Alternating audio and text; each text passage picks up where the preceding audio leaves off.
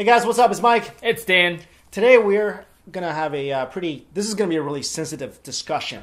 And the comment section is going to explode with some 50 Cent Army stuff. I'm sure I'm already feeling it. I really don't think there But let's is, give our opinions on this. Yeah. Because this is a big news item that's happening in mainland China and Taiwan right now. All right. If you guys don't know the story by now, there's this pop star named Tzuyu. 16 years old.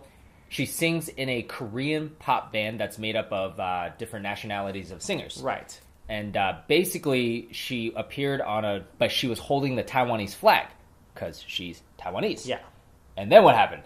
Well, then, it didn't happen, I think, directly after that video because the image was flagged by this other entertainer called Huang An, which actually I was a fan of when I was in mainland China. Oh, okay. He's kind of an older entertainer, right? And he's a singer, and then he tweeted it out right. on his Weibo account. Right. And then that attracted so much attention. Right. It's like probably a lot of people didn't catch it right then and there, but of course nowadays you put something out in the Twitter sphere or the Weibo sphere and then it's going to go nuts. Right. So what happened after that was then she started getting backlashes from mainland Chinese people who are like, because Huang An flagged her because he's like, well, she's pro-Taiwan independence. So then, obviously Taiwan independence is a very sensitive topic. Absolutely. In Taiwan and in mainland China. So the company, JYP Entertainment, they didn't take any action in the beginning because they're like, well, so what? So just hold a flag. Yeah. Because they also didn't want to alienate their Taiwan fan base. Of course. But then that company started getting like flack from basically their mainland Chinese base. So now you're basically you're right in the middle. Like, which side do you choose? Right. So what they did is they made her Tzuyu do a public apology. We'll show you guys a little bit here.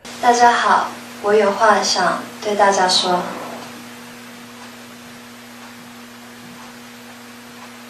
大家好，我是周子瑜。对不起，本应该早些出来道歉，因为不知道如何面对现在的情况，一直不敢直接面对大家，所以现在才站出来。中国只有一个，海峡两岸是一体的。我始终为自己是一个中国人而感到骄傲。我作为一个中国人，在国外活动时，由于言行上的过失，对公司、对两岸网友的情感造成了伤害，我感到非常非常的抱歉，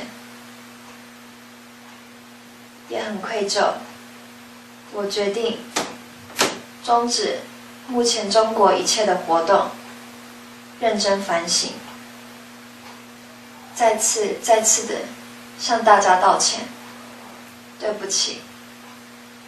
And this apology basically now it's on Western media. Now it's making its rounds, Washington Post everywhere, and a lot of people are like, when they learned why she was doing this, that's when the Western world's kind of getting into the conversation. Right. Well, let's first talk about her video here. Okay. I mean, you guys saw the video. A little background about her. She came from a very pro-Taiwan independence family. So all her life, she grew up, she's been taught, Taiwan is an independent country or whatever. Right.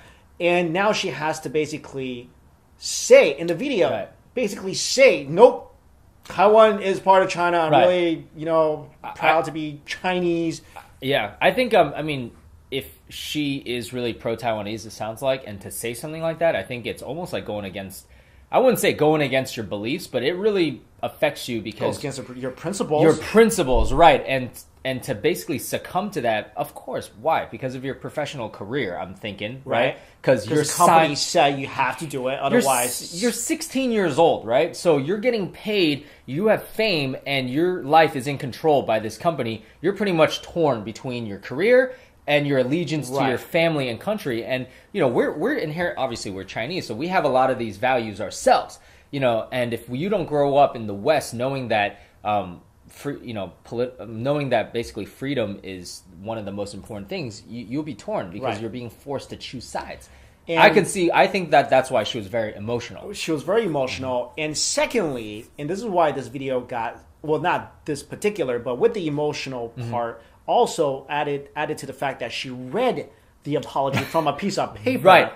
And she wasn't emotional at first. When she was reading it at first, she was basically like you don't believe what she's saying, because she's basically like, it's almost like a ransom note. Extremely staged, right? You know. But then, of course, I think later on, like everything caught up to her, and you can imagine 16 years old in the middle of this giant like fight, you know. And she basically, I think she just kind of started maybe like breaking down. And so because of these things, the mainland Chinese who are pro, who are anti-Taiwan independence, correct.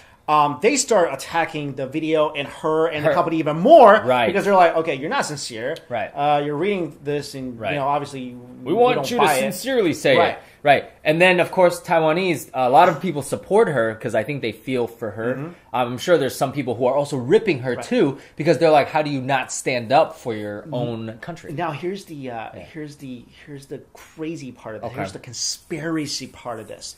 Taiwan elections just happened, and the new president is pro-Taiwan independence. Okay. Now, the video, I think, was released the night before the election. Okay. Something like that. It's really close to the election.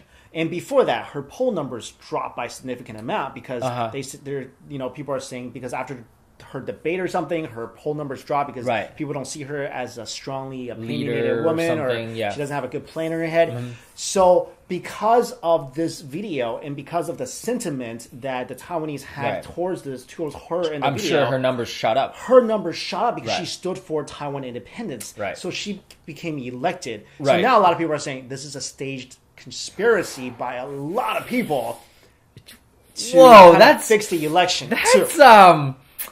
Whoa, dude, that's a lot of that's like a lot of conspirating going on.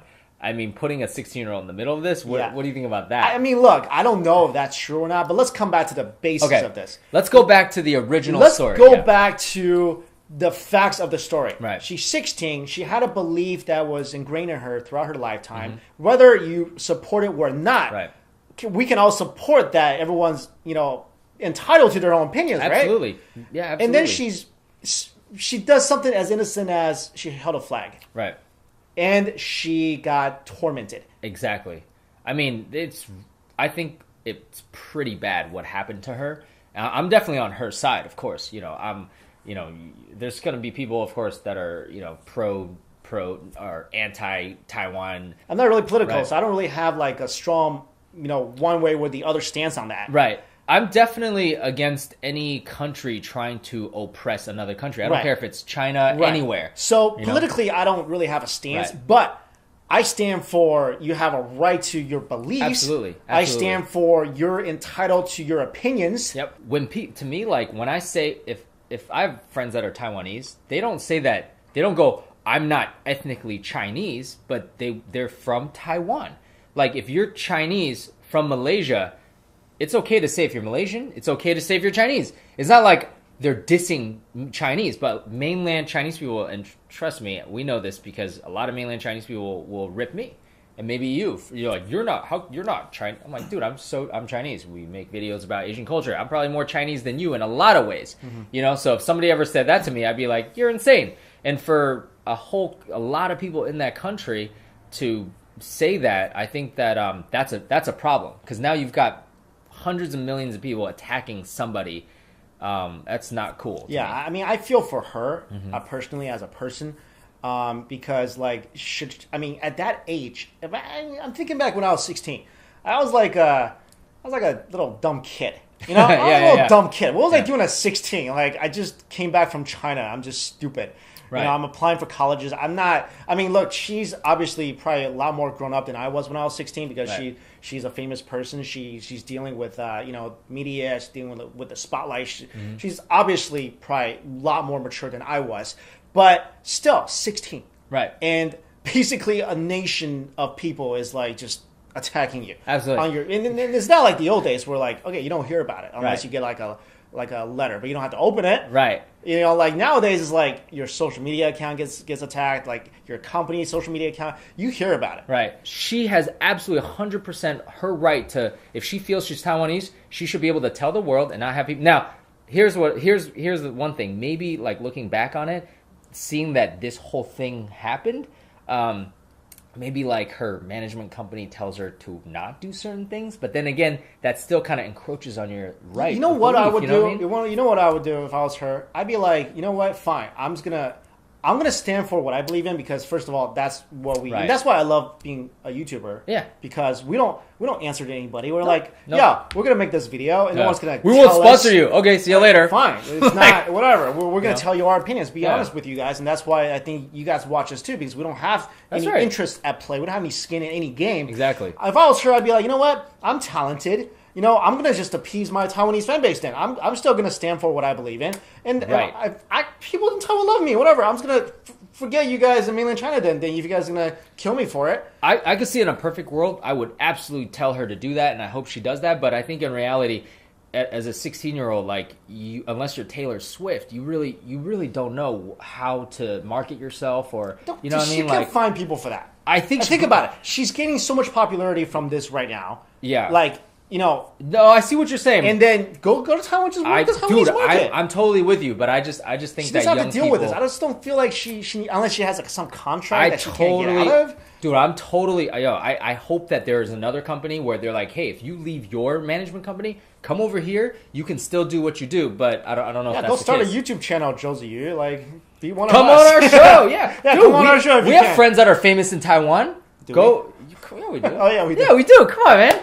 And he's not even Chinese.